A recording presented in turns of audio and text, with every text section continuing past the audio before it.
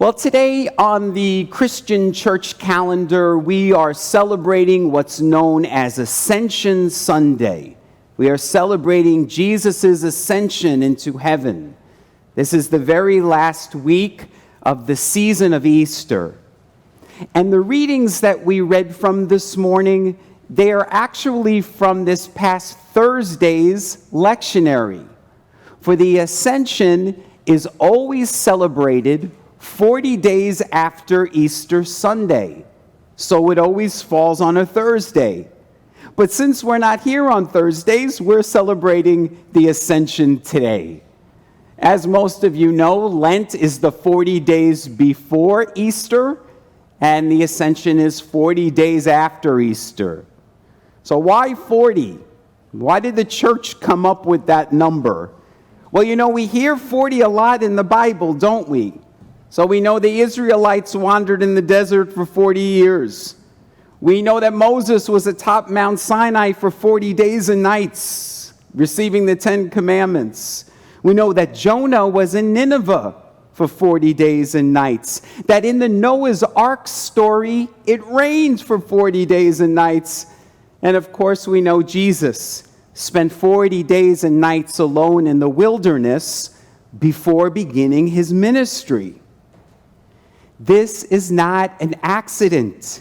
It's not a coincidence. The writers of Scripture were using this number symbolically. The number 40 in the Bible is not to be taken literally.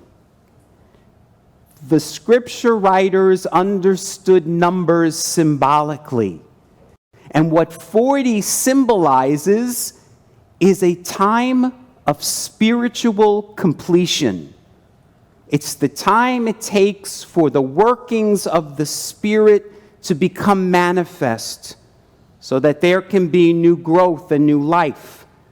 Some theologians have speculated that that number came about because pregnancy is 40 weeks long, the time it takes for new life. Now, if you've been with us during the season of Easter, you know we've been hearing stories about Jesus' appearance after his resurrection. After his resurrection, after the disciples discovered the empty tomb, Jesus appears to them several times during a symbolic period of 40 days.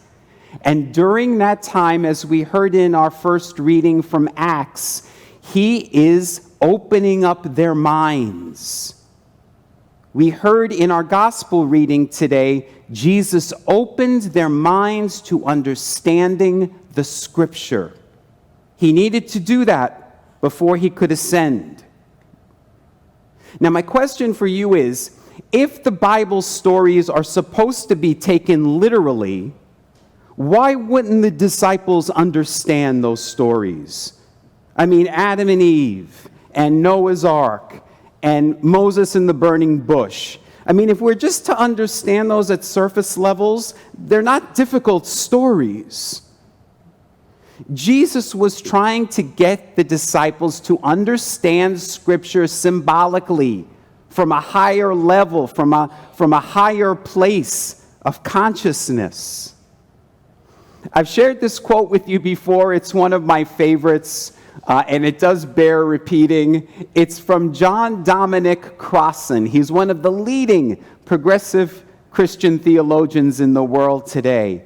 And he said, "My point is not that the ancient people wrote stories literally, and now we're smart enough to understand them symbolically. My point is that the ancient people wrote stories symbolically, and now we're dumb enough to understand them literally." Okay? The Bible is not a literal history book. They are stories, symbolic stories, spiritual stories. Jesus is trying to get his apostles to understand these stories from that higher level. And that's why we're gathered here every Sunday, to also open up our minds to Scripture. Jesus needed to do that so that the Spirit could come upon the apostles. And that's why we're doing it. We're doing it so that we too can be filled with the Spirit. Now notice in the gospel story for the ascension, after the disciples finally get it, Jesus raises his hands to bless them. And as he's blessing them, he rises up into the sky. And they watch in astonishment as his body lifts up into the clouds.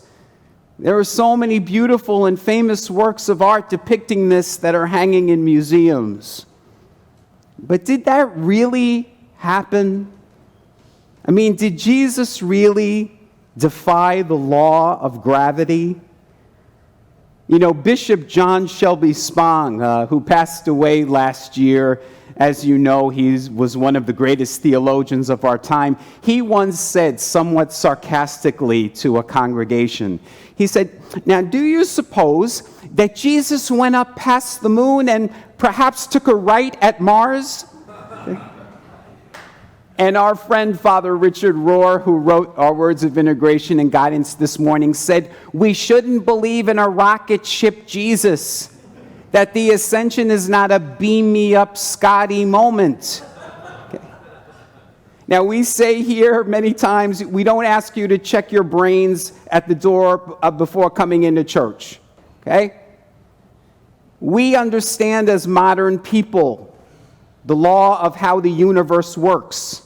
Okay? We're not asking you to believe in a rocket ship Jesus. Now, is it possible that Jesus bodily rose up into the clouds? Sure. All things are possible with God.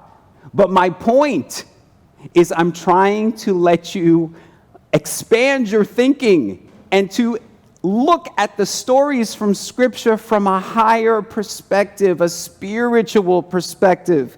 When you look at the ascension from a spiritual perspective, then it becomes about your own spiritual transformation. It's not just the fact that 2,000 years ago a man ascended.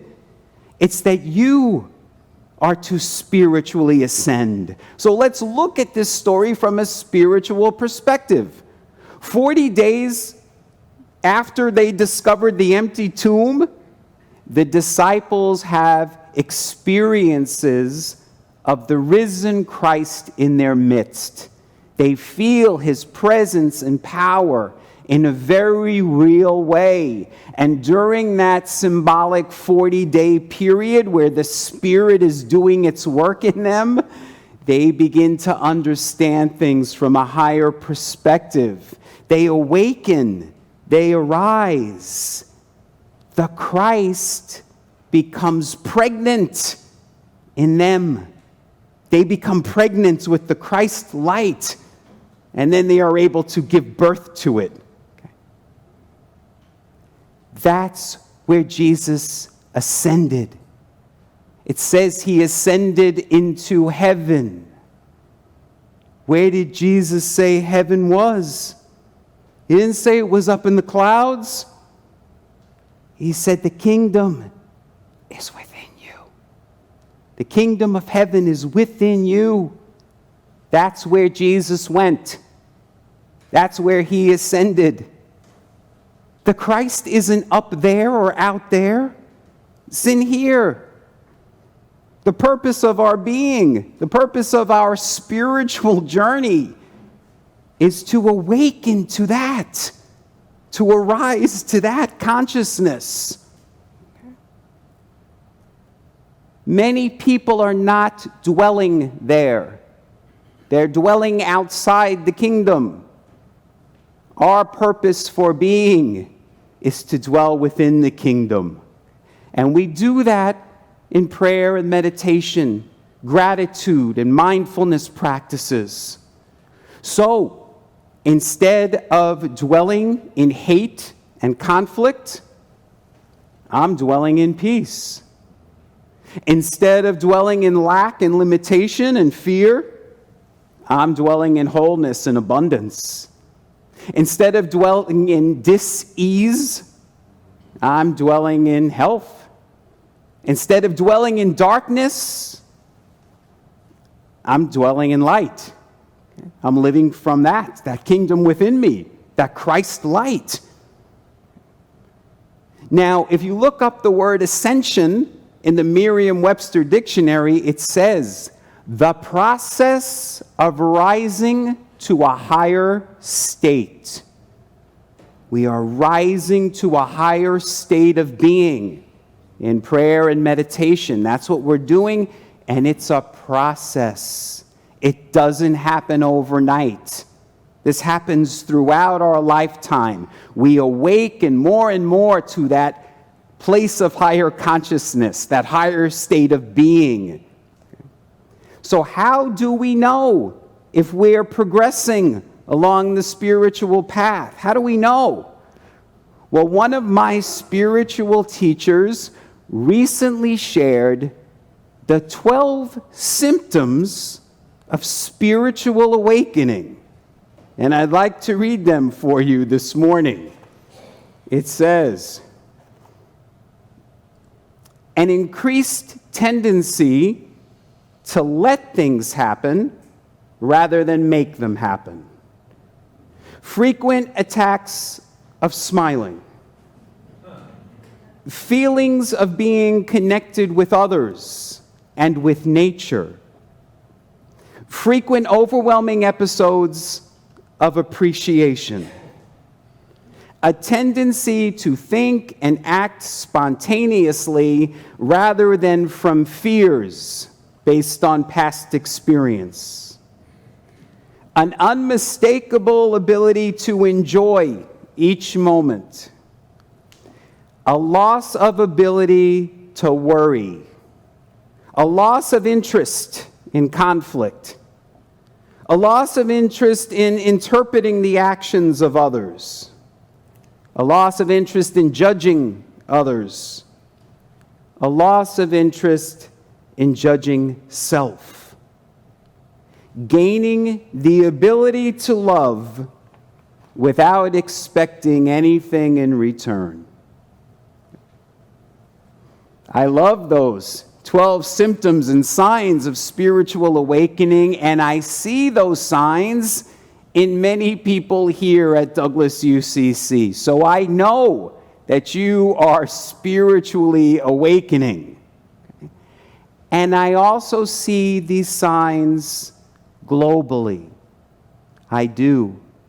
That may seem like a very strange thing for me to say during this week in which we have seen so much violence and hatred. But I do believe that we as a human race are rising in consciousness. We are. I know when you turn on the news, that may seem hard to believe, but when I think about my lifetime alone, just in my lifetime, there's been civil rights and women's rights and gay rights. More and more people just in my lifetime alone have been awakening. Their minds are expanding, their hearts are expanding, they're rising in consciousness. So my friends, please do not despair or give up hope.